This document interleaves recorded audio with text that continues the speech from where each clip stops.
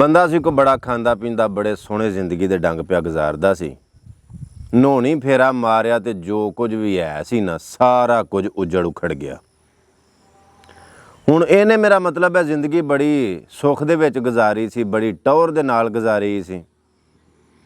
ਜਿਹੜੇ ਵੇਲੇ ਇਹਦੇ ਦਿਨ ਫਿਰੇ ਨਾ ਤੇ ਇਹਨੇ ਫੈਸਲਾ ਇਹ ਕੀਤਾ ਵੀ ਜਿਹੜੇ ਇਲਾਕੇ ਦੇ ਵਿੱਚ ਚਦਰਾ ਕੀਤੀ ਹੈ ਨਾ, ਇੱਥੇ ਫਕੀਰ ਬਣ ਕੇ ਨਹੀਂ ਰਹਿਣਾ, ਇਸ ਇਲਾਕੇ ਨੂੰ ਛੱਡ ਛੱਡਣਾ। ਜਣੇ ਨੇ ਫੈਸਲਾ ਕਰ ਲਿਆ ਤੇ ਉਹ ਇਲਾਕੇ ਨੂੰ ਛੱਡ ਕੇ ਤੇ ਕਿਸੇ ਦੂਸਰੇ ਇਲਾਕੇ ਵੱਲ ਟੁਰ ਗਿਆ। ਇੱਥੇ ਗੱਲ ਮੈਂ ਤੁਹਾਨੂੰ ਇਹ ਦੱਸਦਾ ਜਾਵਾਂ ਕਿ ਆਪਣੇ ਹਾਲਾਤ ਨੂੰ ਮੱਦੇਨਜ਼ਰ ਰੱਖਦਿਆਂ ਹੋਇਆਂ ਇੱਕ ਜਗ੍ਹਾ ਤੋਂ ਦੂਜੀ ਜਗ੍ਹਾ ਟੁਰ ਜਾਣਾ ਕੋਈ ਮਿਹਣੇ ਵਾਲੀ ਗੱਲ ਨਹੀਂ। ਮੇਰਾ ਮਤਲਬ ਬੰਦੇ ਬਾਹਰ ਵੀ ਤਾਂ ਕਮਾਈ ਵਾਸਤੇ ਜਾਂਦੇ ਨੇ ਨਾ, ਤੇ ਜੇ ਉੱਥੇ ਇੱਕ ਮੁਲਕ ਸਬੱਬ ਨਹੀਂ ਬਣਦਾ ਤੇ ਮੇਰਾ ਮਤਲਬ ਹੈ ਬੰਦੇ ਦੂਜੇ ਮੁਲਕ ਵੀ ਟੁਰ ਜਾਂਦੇ ਨੇ। ਜਾਂ ਜਿੱਥੇ ਰਹਿੰਦੇ ਹੋਈਏ ਉੱਥੇ ਹਾਲਾਤ ਮੁਆਫਕ ਨਾ ਹੋਣ, ਬਿਹਤਰ ਨਾ ਹੋਣ ਤੇ ਦੂਜੀ ਜਗ੍ਹਾ ਟੁਰ ਜਾਣਾ ਚਾਹੀਦਾ। ਹੋ ਸਕਦਾ ਜਗ੍ਹਾ ਬਦਲਣ ਦੇ ਨਾਲ ਅੱਲਾਹ ਪਾਕ ਦੀ ਜ਼ਾਤ ਕੋਈ ਕਰਮ ਕਰ ਛੜੇ, ਹਾਲਾਤ ਬਦਲ ਜਾਣ। ਚਲੋ ਇਸ ਬੰਦੇ ਨੇ ਜਦੋਂ ਇਲਾਕਾ ਛੱਡਿਆ ਦੂਜੇ ਇਲਾਕੇ ਵਿੱਚ ਗਿਆ ਨਾ, ਤੇ ਕਿਸੇ ਡੇਰੇਦਾਰ ਚੌਧਰੀ ਬੰਦੇ ਨੂੰ ਆਖਣ ਲੱਗਾ ਵੀ ਚੌਧਰੀ ਮੈਨੂੰ ਆਪਣਾ ਕਾਮਾ ਰੱਖ ਲੈ, ਡੀਗਰ ਦਾ ਟਾਈਮ ਹੋ ਗਿਆ ਸੀ। ਉਹ ਬੰਦਾ ਇਹਨੂੰ ਆਖਣ ਲੱਗਾ ਵੀ ਭਾਈ ਮੈਨੂੰ ਕਾਮੇ ਦੀ ਲੋੜ ਹੀ ਕੋਈ ਨਹੀਂ, ਮੇਰਾ ਥੋੜ੍ਹਾ ਜਿਹਾ ਕੰਮ ਹੈ, ਇਹ ਪੂਰੀ ਜਿਹੀ ਪੈਲੀ ਹੈ, ਥੋੜ੍ਹੇ ਜਿਹੇ ਡੰਗਰ ਨੇ ਤੇ ਬੰਦਾ ਰੱਖਣ ਦੀ ਮੈਨੂੰ ਜ਼ਰੂਰਤ ਹੀ ਕੋਈ ਨਹੀਂ, ਇੰਨਾ ਕੁ ਕੰਮ ਤੇ ਮੈਂ ਆਪ ਕਰ ਲੈਣਾ। ਇਹ ਹੁਣ ਖਹਿੜੇ ਪੈ ਗਿਆ ਤੇ ਬਾਰ-ਬਾਰ ਉਹਨੂੰ ਆਖੇ ਕਿ ਤੇਰੀ ਮਿਹਰਬਾਨੀ ਜਿਉਂ ਜਾਣਦਿਆ ਮੈਨੂੰ ਕਾਮਾ ਰੱਖ ਲੈ। ਉਹ ਅੱਗੋਂ ਹੱਸੇ ਕਿ ਵੇਖੋ ਯਾਰ ਮੈਂ ਨਾ ਮੈਨੂੰ ਲੋੜ ਹੀ ਕੋਈ ਨਹੀਂ, ਤੇ ਅੱਗੋਂ ਜਿਦੇ ਪੈ ਗਿਆ ਕਿ ਨਹੀਂ ਮੈਨੂੰ ਕਾਮਾ ਰੱਖ ਲੈ। ਚਲੋ ਸ਼ਾਮ ਪੈ ਗਈ, ਰੋਟੀ ਛੋਟੀ ਉਹਨੇ ਦਿੱਤੀ, ਖਾਧੀ, ਦੋਵੇਂ ਲੰਮੇ ਪੈ ਰਹੇ।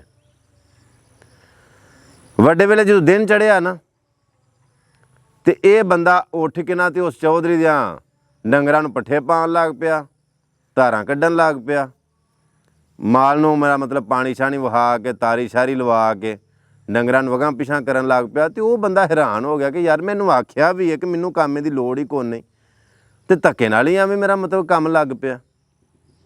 ਚਲੋ ਇਹ ਉਹਨੂੰ ਪੁੱਛਣ ਲੱਗਾ, ਆਂਦਾ ਗੱਲ ਸੁਣੋ ਚੌਧਰੀ ਸਾਹਿਬ ਪੱਠੇ ਕਿੱਥੇ ਨੇ? ਉਹਨੇ ਆਖਿਆ ਉਹ ਸਾਹਮਣੀ ਪੈਲੀ ਦੀ ਟੱਕ ਲੱਗਾ। ਇਹ ਪੱਠੇ ਲੈਣ ਟੁਰ ਗਿਆ। ਮੇਰਾ ਮਤਲਬ ਧੱਕੇ ਨਾਲ ਹੀ ਉਹਦਾ ਕੰਮ ਆ ਰਹਿ ਪਿਆ ਨਾ।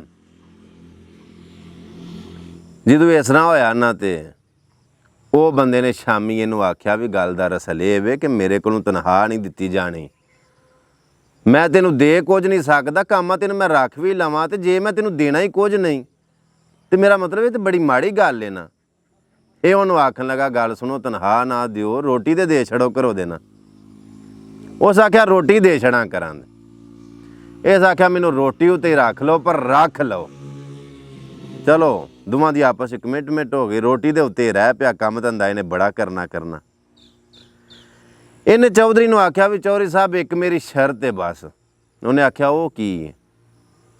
ਆਖਣ ਲੱਗਾ ਜਿਹੜੀ ਫਸਲ ਤੁਸੀਂ ਬੀਜੋ ਕਰੋ ਦੇ ਨਾ, ਮੁੰਜੀ ਬੀਜੋ, ਕਣਕ ਬੀਜੋ, ਮਕਈ ਬੀਜੋ ਜਾਂ ਜੋ ਵੀ ਫਸਲ ਬੀਜੋ, ਸਾਰੀ ਫਸਲ ਤੁਹਾਡੀ। ਮੇਰਾ ਮਤਲਬ ਮੈਂ ਵਾਹਵਾਂ ਵੀ ਕਰਾਂ ਦਾ, ਗੋਡੀ ਵੀ ਕਰਾਂ ਦਾ, ਬੀਜਾਂ ਦਾ ਵੀ, ਵੱਢਾਂ ਦਾ ਵੀ, ਪਰ ਖੱਤੇ ਦੇ ਵਿੱਚ ਨਾ ਪੈਲੀ ਦੇ ਵਿੱਚ ਇੱਕ ਸਾਈਡ ਦੇ ਉੱਤੇ ਇੱਕ ਲੰਮੀ ਲੰਮੀ ਲਕੀਰ ਜਿਹੀ, ਇੱਕ ਲਾਈਨ ਜਿਹੜੀ ਹੈ ਨਾ ਉਹ ਮੈਂ ਆਪਣੇ ਨਾਂ ਦੀ ਕਰਕੇ ਬੀਜਣੀ ਕਰਨੀ।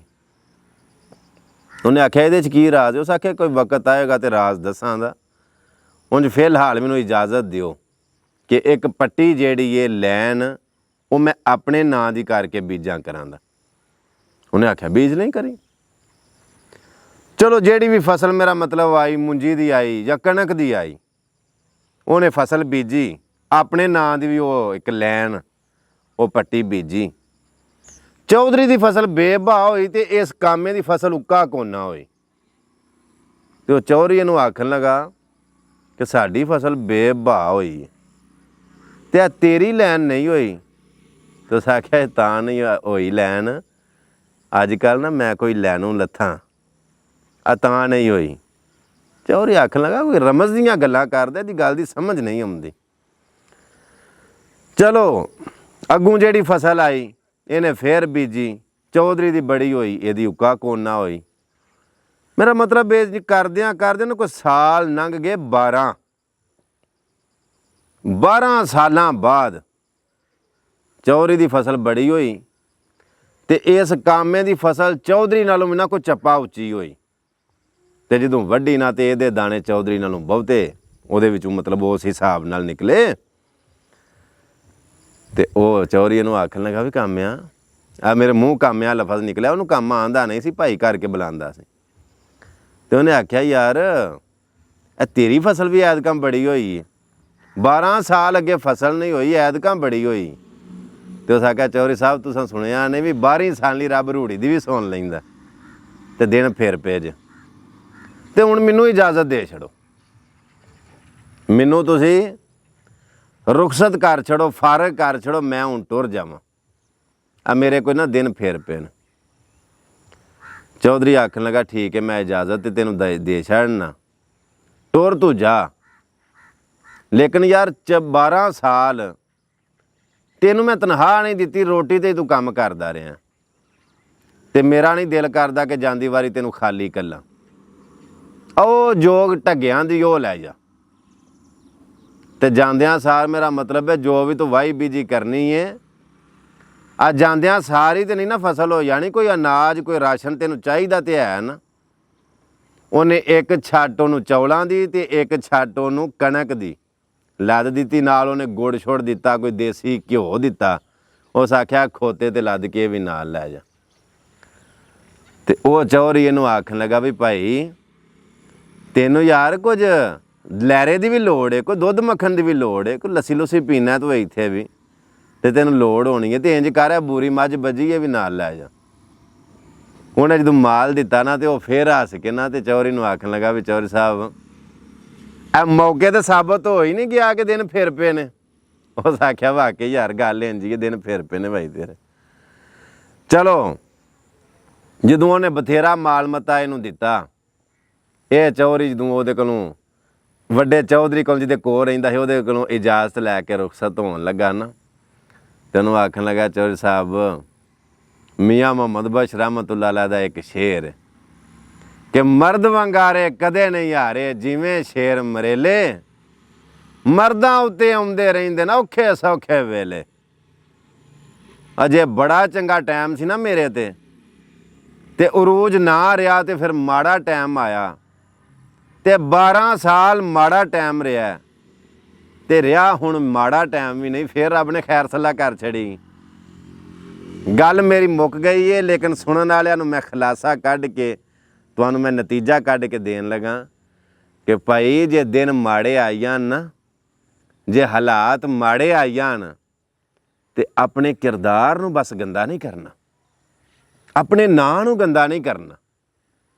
ਇੰਜ ਨਾ ਹੋਵੇ ਕਿ ਜਦੋਂ ਦਿਨ ਮਾੜੇ ਆਏ ਹੋਣ ਤੇ ਤੁਸੀਂ ਮੇਰਾ ਮਤਲਬ ਹੈ ਗੰਦਮੰਦ ਵੀ ਖਾਈਓ ਤੇ ਜੋ ਤੁਸੀਂ ਉਹ ਚਵਲਪੂਣਾ ਕਰ ਛੜੋ। ਫਿਰ ਜਦੋਂ ਦਿਨ ਚੰਗੇ ਆਏ ਨਾ, ਇਹ ਜਿਹੜਾ ਮਾੜਿਆਂ ਦਿਨਾਂ ਦੇ ਵਿੱਚ ਤੁਹਾਂ ਗੰਦ ਮਾਰਿਆ ਹੋਇਆ ਨਾ, ਤੁਹਾਡਿਆਂ ਚੰਗਿਆਂ ਦਿਨਾਂ ਦੇ ਉੱਤੇ ਵੀ ਉਹ ਘੱਟਾ ਮਾਰ ਜੇਦਾ, ਖੇ ਪਾ ਛੜੇ ਦਾ। ਕਈ ਵਾਰੀ ਇੰਜ ਹੁੰਦਾ ਕਿ ਬੰਦੇ ਭੈੜ ਕਰ ਜਾਂਦੇ ਨੇ,